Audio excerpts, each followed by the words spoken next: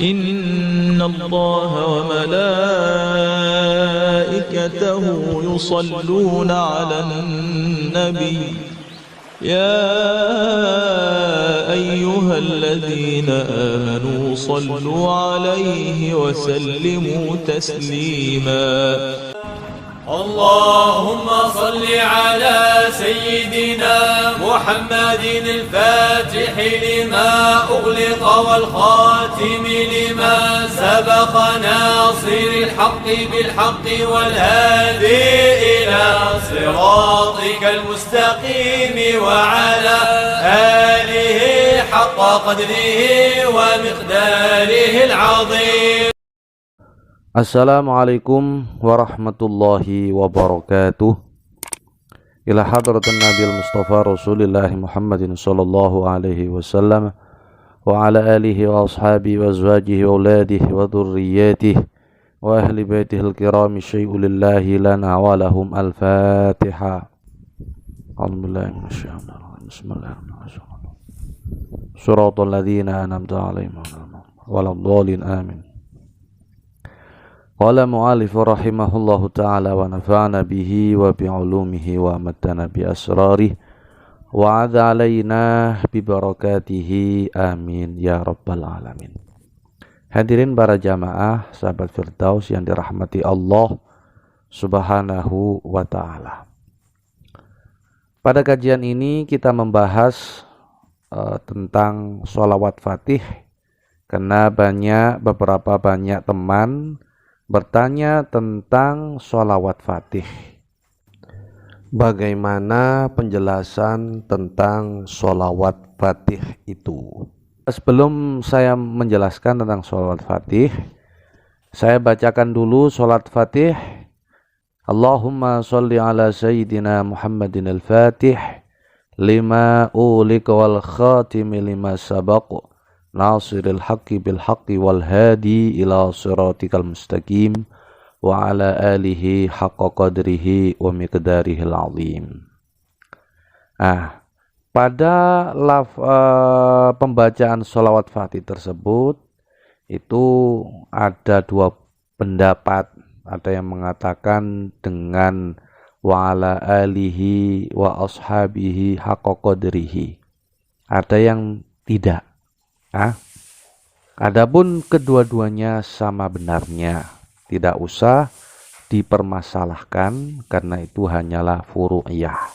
Yang terpenting esensinya adalah kepada Nabi Muhammad SAW. Kita cinta kepada beliau, kita cinta dengan membaca sholawat kepada beliau. Itu yang terpenting. Maka sholawat fatih ini ya bisa kami simpulkan dengan 4 tingkatan seseorang dalam beramal. Ya, pertama ajrul amal, yang kedua ajrul ijtima', yang nomor 3 ajrul hilqah, yang nomor 4 ajrul martabah. Kandungan yang di dalam sholawat fatih tersebut mempunyai kesimpulan 4 tingkatan dalam mengamalkan sholawat fatih tersebut. Nah, sholawat fatih tersebut ini biasanya dilaksanakan atau dibaca di dalam Thariqah Tijaniyah. Sering diamalkan, dimudawamahkan, diistiqomahkan, dan salah satu menjadi harus atau kewajiban bagi seorang yang sudah masuk di dalam Thariqah Tijani. Sholawat fatih ini adalah salah satu aurat, wirid-wirid yang ada di dalam Thariqah Tijani. Oleh karenanya dalam aurat tersebut ada pembacaan sholawat fatih yang dibaca oleh seorang ikhwan atau akhwat, saudara-saudara thariqah Tijani. Adapun seseorang yang belum masuk Ustadz pada thariqah Tijani, apakah boleh mengamalkannya? Oh, sangat boleh. Sangat boleh. Tidak masalah. Dan tidak ada keharusan mereka yang belum siap untuk masuk di dalam thariqah Tijani tetapi dia mengamalkan sholawat fatih. Tidak harus dia masuk ke dalam dunia thariqah, tidak. Sangat baik sekali. Oleh karenanya sholat fatih secara global, secara umum itu mempunyai 4 tingkatan seseorang dalam beramal mengamalkan sholawat fatih. Yang saya sebutkan tadi, yang pertama ajrul amal, ajrul ijtima, ajrul hilqah, dan ajrul martabah. Oke, pelan-pelan saya menjelaskannya. Ajrul amal, di mana seseorang hadirin akan mendapatkan balasan atas amalan yang dilakukan, yang dikerjakan oleh dirinya sendiri. Ya, semisal siapa yang membaca satu huruf dari kitabullah, maka baginya 1 kebaikan. Dan 1 kebaikan dengan 10 kali lipatnya. Ya, saya tidak mengatakan alif, lam, mim itu 1 huruf. Tetapi alif itu 1 huruf, dihitung 1 huruf. Lam itu 1 huruf. Dan mim itu 1 huruf. Ini diriwayatkan oleh hadis At-Tirmidzi, ya. Maka selama ia membaca Al-Quran, maka ia akan peroleh pahala setiap huruf. Begitu juga sholawat fatih. Anda mengamalkan sholawat fatih dengan sendiri tanpa dengan berjamaah, itu sangat baik sekali. Maka pahalanya hampir diumpamakan, dinisbahkan seperti itu. Yang kedua, ajrul ijtima. Ini balasan amalan yang diperolehnya atas amalan yang dilakukan secara berjamaah dalam tataran ibadah secara umum. Misalnya, ia sholat berjamaah, maka ia akan memperoleh 20 derajat. Sholat, ya, misalnya ia sholat berjamaah, maka ia akan memperoleh 20 derajat. Kemudian Rasulullah Shallallahu Alaihi Wasallam bersabda dengan sabdanya, "Sholatul jamaah afdalu min sholatil fadhi bisab'in wa ishrina darajatan." Sholat berjamaah lebih baik 20 derajat dibanding sholat sendirian. Ini hadis dari Bukhari Muslim. Nah, artinya apabila sholat fatih itu dikerjakan dengan berjamaah, bersama-sama membaca sholawat fatih, maka bisa diumpamakan, dinisbahkan dengan hadis beliau, pahalanya pun berlipat-lipat. Kemudian hadirin para jamaah yang dirahmati Allah, yang ketiga ajrul hilqah. Ajrul hilqah itu balasan amalan yang dimana dia peroleh atas amalan yang dilakukan secara berjamaah dalam tataran ibadah secara khusus. Maka dalam sebuah hadis disampaikan bahwa Rasulullah Shallallahu Alaihi Wasallam itu pernah melakukan talqin zikir kepada para sahabatnya, ya, secara perorangan.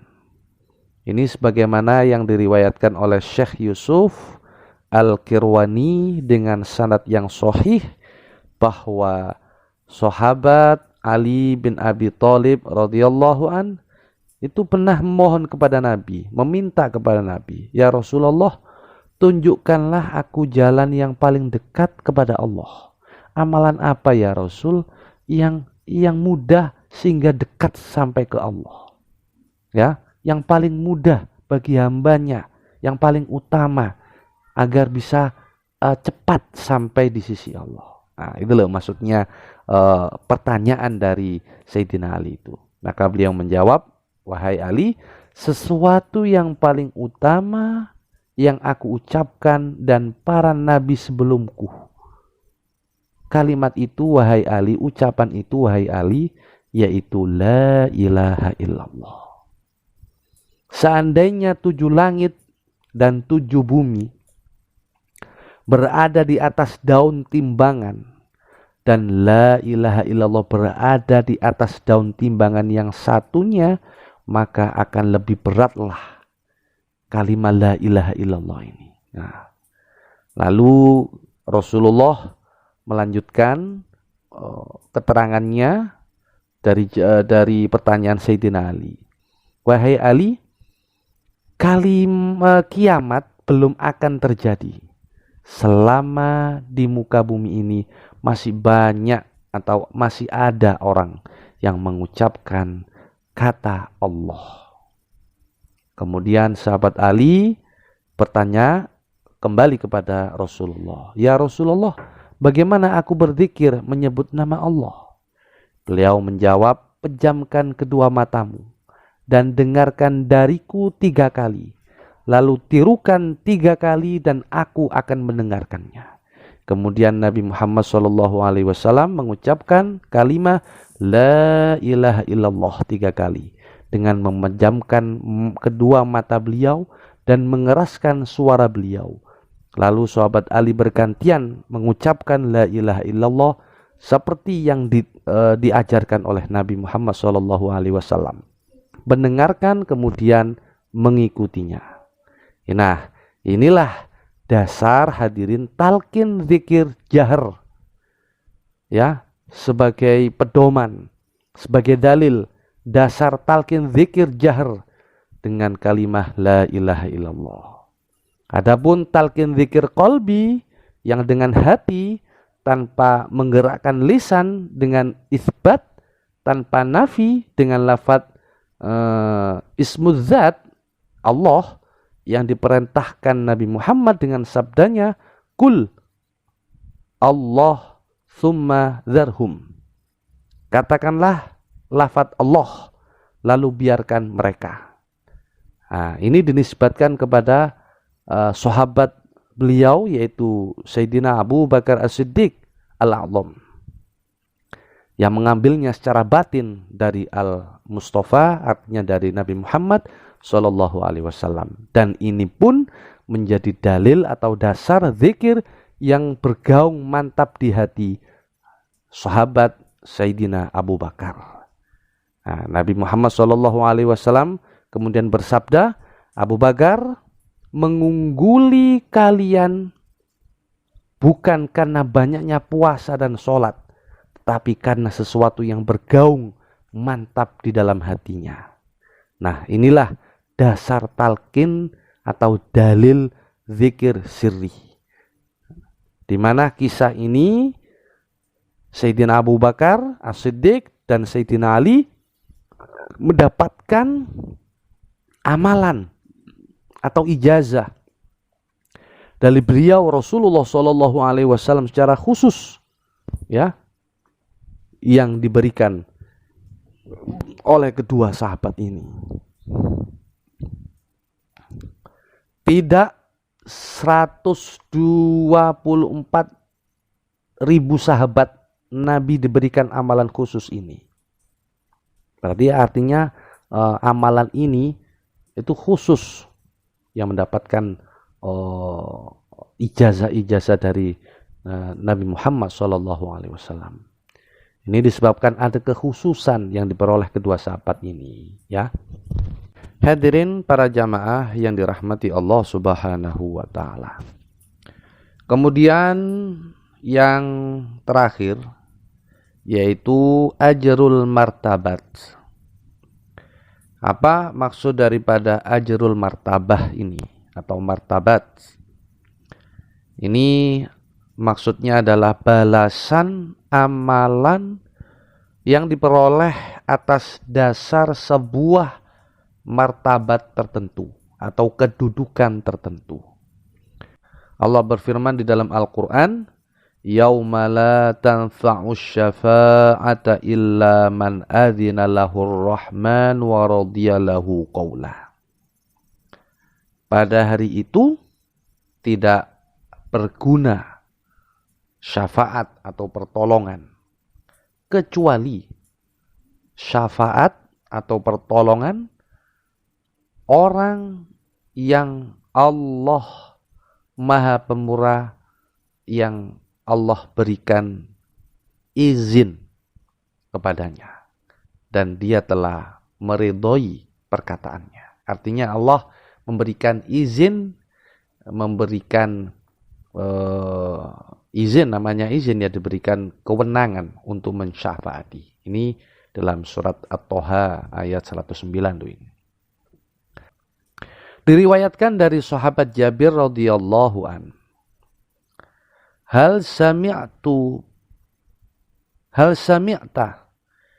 bimaqami Muhammadin sallallahu alaihi wasallam fa innahu maqama Muhammadin sallallahu alaihi wasallam al-mahmud alladhi yukhrijullahu bihi man yukhriju minan nar.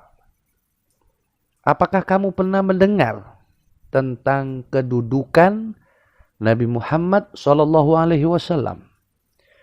Sesungguhnya kedudukan Nabi Muhammad sallallahu alaihi wasallam yang terpuji akan mengeluarkan siapa saja yang akan dikeluarkan dari neraka lantaran syafaat beliau. Jadi ayat tadi yang diberikan izin oleh Allah tiada lain kekasihnya, yaitu Nabi Muhammad SAW.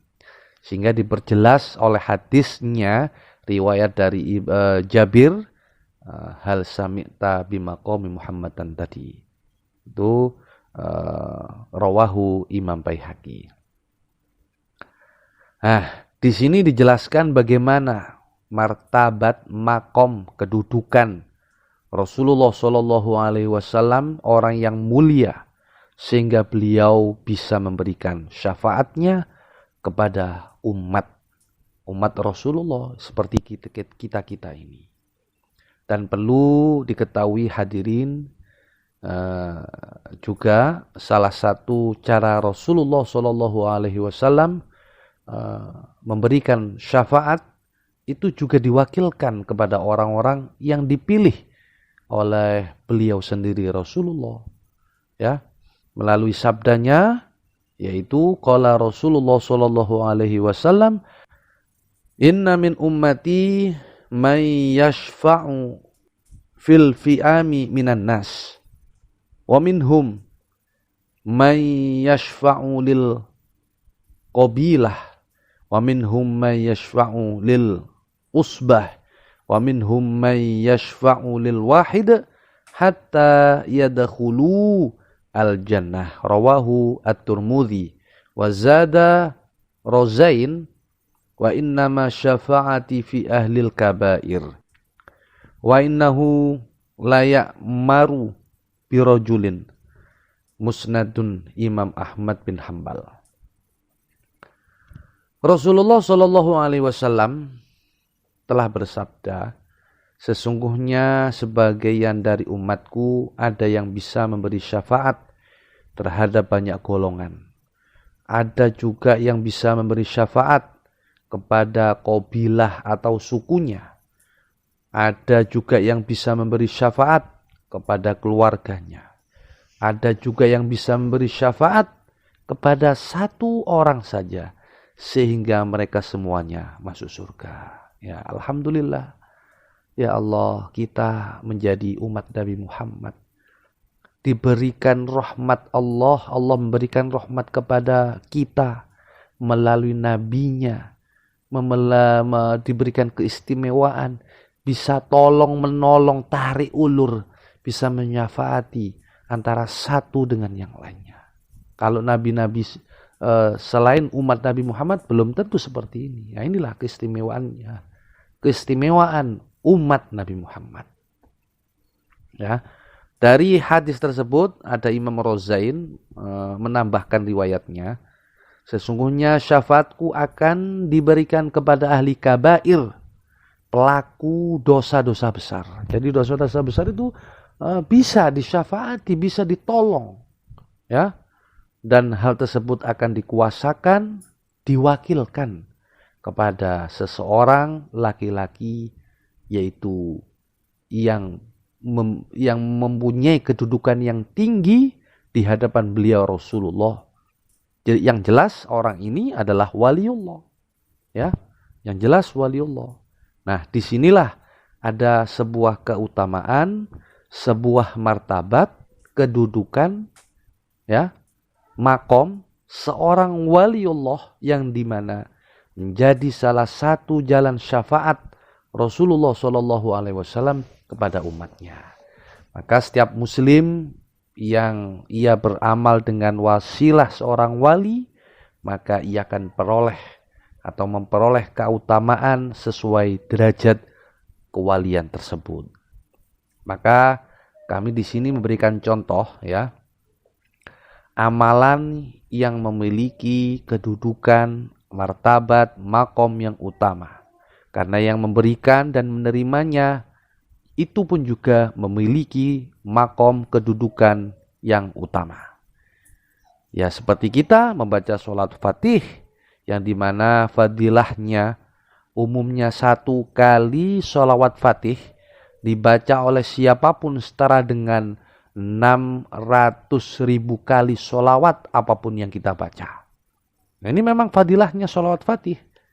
Apalagi jika sudah menjadi ikhwan Tijani, artinya orang yang sudah masuk di dalam thariqah Tijani, lebih besar lagi fadilahnya. Karena dari sanad ke sanad, dari guru ke guru, ini dihitung sudah berapa pahala, berkahnya dari guru ke guru ini. Anda membaca sholawat Fatih tanpa pakai guru, itu sudah dilipat gandakan pahalanya. Apalagi dengan ijazah dari gurunya ke gurunya, ini masya Allah sangat luar biasa sholawat Fatih ini. Ya, bahkan pernah diceritakan ada seorang waliullah itu sekian membaca sholawat burdah berapa ratus kali gitu. Kemudian beliau bermimpi bertemu dengan Rasulullah. Kata Rasul, kamu membaca sholawat Fatih itu seperti halnya kamu membaca burdah beratus-ratus kali. Loh, itu saking besarnya fadilahnya sholawat Fatih, ya. Nah, oleh karenanya yang bagi ikhwan akhwat Tijani atau orang-orang yang sudah masuk di dalam thariqah Tijani, hal ini dikarenakan sholat Fatih diberikan langsung oleh Rasulullah Shallallahu Alaihi Wasallam selaku pemimpin para rasul, para nabi, ya, Sayyidul Anbiya wal Mursalin, ya, ini kepada Sayyidi Syekh Ahmad At-Tijani radhiyallahu an, selaku beliau menduduki Khatamul Aulia wal Qutbul Maktum, yaitu pemimpin dan penutup para wali dari awal hingga akhir zaman. Kiranya kajian ini yang bisa kami sampaikan kurang lebih dan ada kesalahan, mohon dimaklumi atau kritik dan saran kami terima. Allahul muwaffiq ila aqwamit thoriq. Assalamualaikum warahmatullahi wabarakatuh.